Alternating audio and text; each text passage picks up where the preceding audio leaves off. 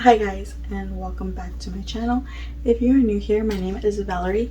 I do everything about being a first-time mom, and in today's video I'm going to be giving you guys 8 tips that I think are important for a first-time mom to know, or even if you're a mom for 5 years. I think these tips are very important.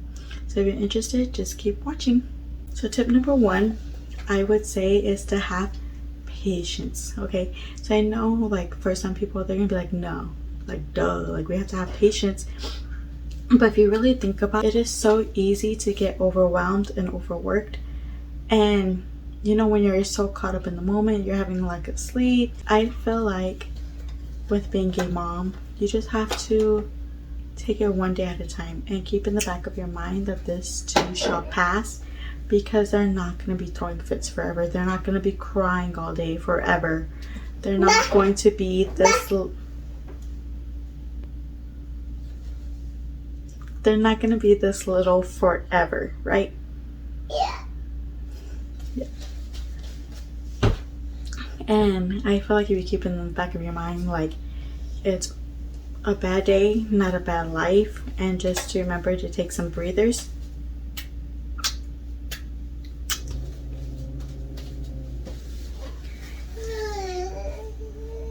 Just to take some breathers and, you know, have a moment to yourself. Is to take a break and to have time for yourself, right? As selfish as it seems to be a mom, I know we deal with mom guilt whenever we go out somewhere by ourselves or to take a break, but trust me, it is important and it's gonna help you and your child so much, right? Because if we're always on go, we're not going to get that break. We're not going to get that breather. And we tend to lose ourselves in motherhood.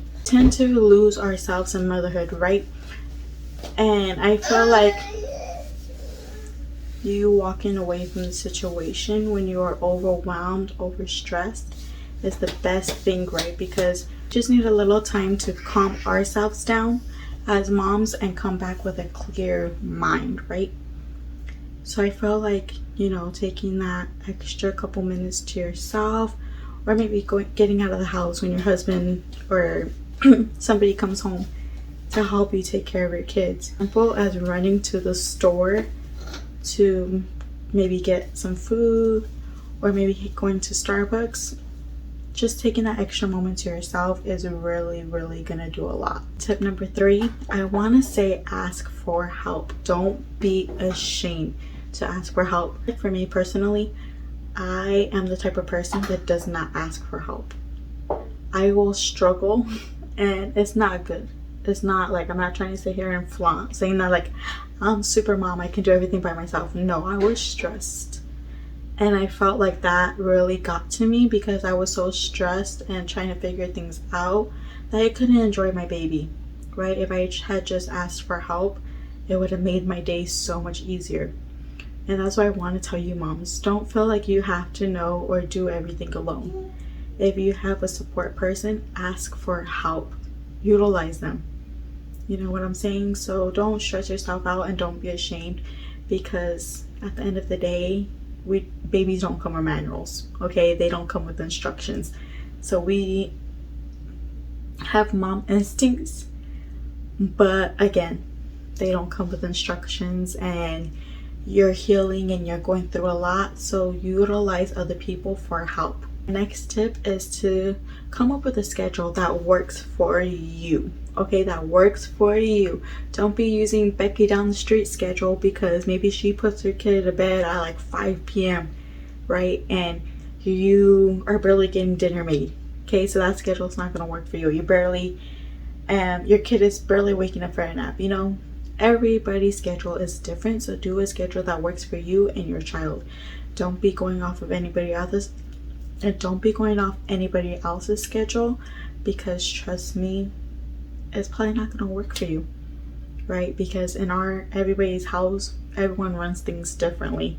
So come up with a schedule that works for you. Make sure that you have some time in there for yourself.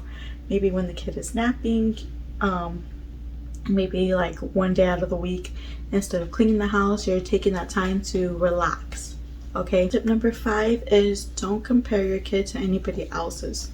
Okay, and I feel like a mom, especially like as a first time mom or a mom in general, right? But I guess because don't compare your kid to anybody else's. And I feel like this goes both ways as a first time mom and a mom that has like 2 or 3 kids, right? Because a mom who has 2 to 3 kids start comparing their new child to their siblings. And a first time mom normally compares them to like cousins or friends, kids. And let me tell you right now, you're gonna stress yourself out because you're gonna be like, well, Timmy down the street, started crawling at 6 months, but my kid is 6.5 months and hasn't crawled. Or I don't know, Billy down the street is walking, right? And he just turned 12 months, but my kid is 14 months and he's still not walking. And the reason why I say don't compare your kids to others is because every kid is different. Every kid learns differently. And just because your kid's not doing it today doesn't mean they're not going to be able to do it. Maybe they'll do it tomorrow, right? Maybe your kid can't crawl and today, but maybe tomorrow they'll start crawling. Maybe your kid can't walk today, but maybe tomorrow they'll start walking. Don't compare your kid to anybody else's, right? Because every kid is so much different, and I think that's very unique, that we're all so different. It's like adults, right? Nobody has the same exact brain. Nobody has the exact same personalities. We have a lot of things in common, but you'll never find the same person just like you, like to the T. You won't find somebody who has the same brain, the same everything.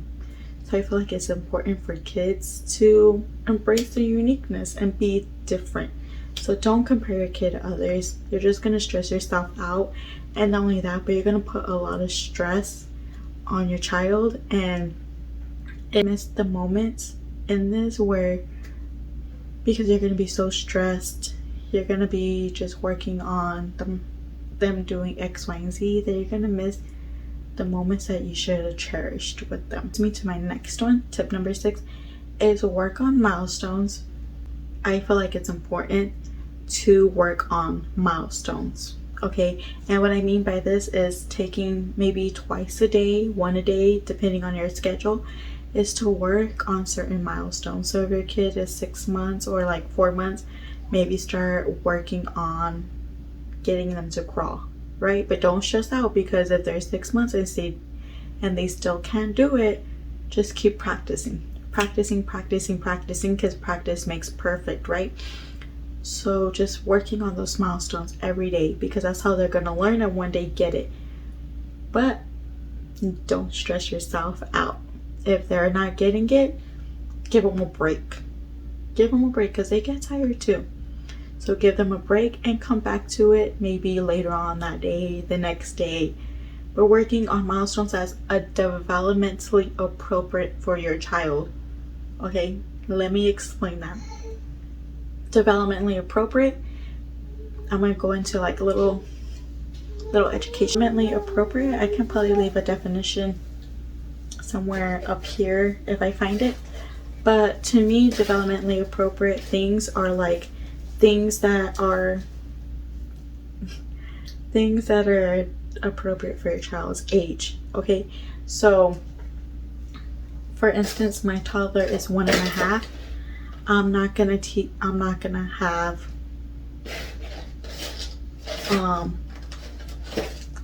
have him do tummy time, okay, because he already knows how to walk and stuff like that. So it's not developmentally appropriate for him, being 1.5, trying to do tummy time, because he already knows how to do it. So for like a newborn, I would say something developmentally appropriate was getting those oohs and ahs. So like talking to them, communicating, making sure that you're pronunciating.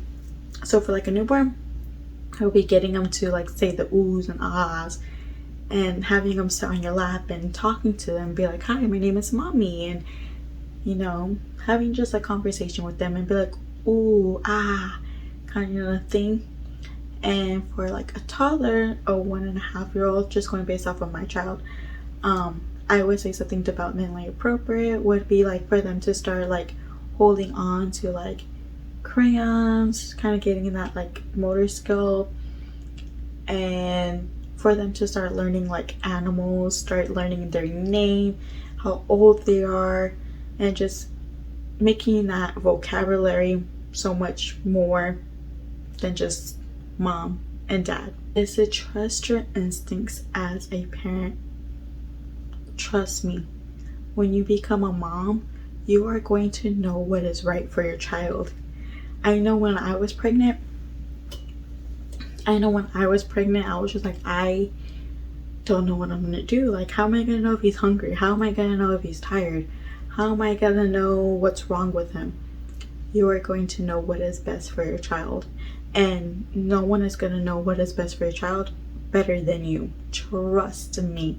Trust in your gut. Like, if you feel like something is wrong with your child, do not hesitate to take them in to see a doctor or talk to the doctor, right? Because a lot of times we're just like, oh, they're fine, or like it's just in my head.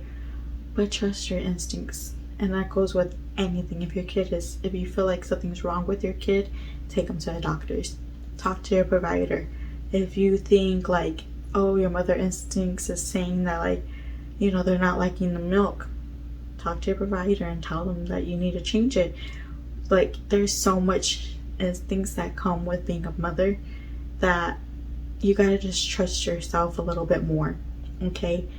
You got to be able to trust yourself and say, this is my child, I know what is best for them, and just going with it. I mean, when I first became a mom, you know, when we came home, I kind of was just like, okay, here we go. First night not in the hospital, and that surprisingly went okay because like I trusted my instincts. Like, being able to trust your gut can go a long way.